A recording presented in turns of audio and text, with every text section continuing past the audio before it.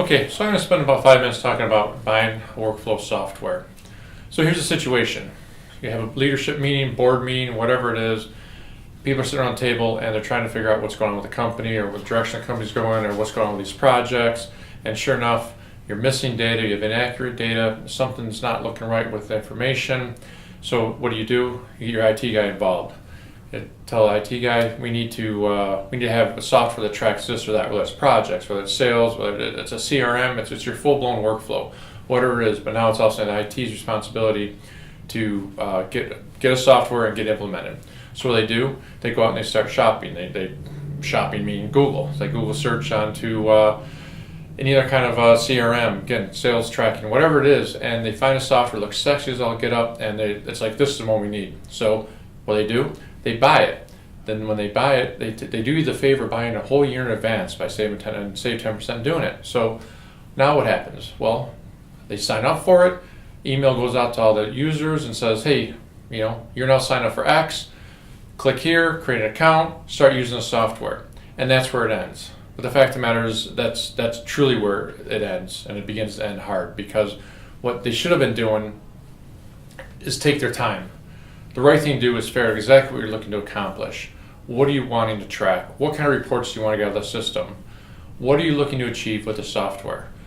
Next thing you want to do is research the company, whatever the software is, and there's tons of companies out there, there's tons of SaaS solutions out there, all kinds of software.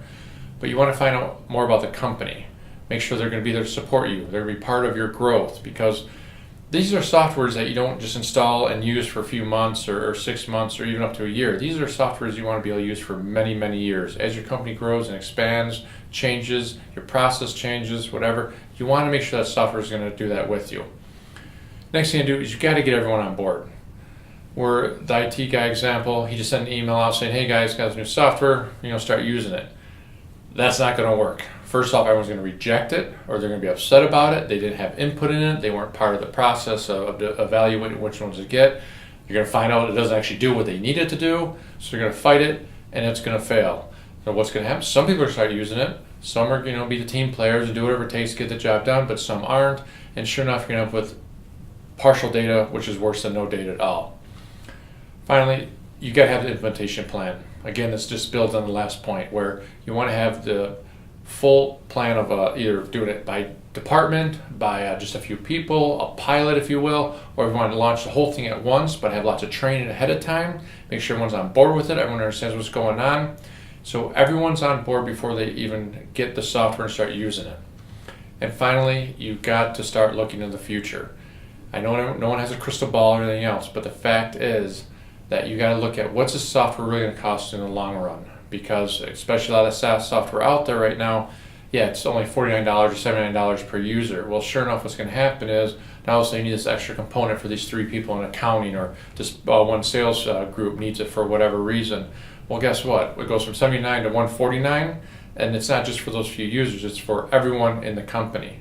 So what I like to recommend is when you're doing your budgets for the next year based on the software, assume you're going to buy all the bells and whistles, because there's a very good chance you're going to anyway.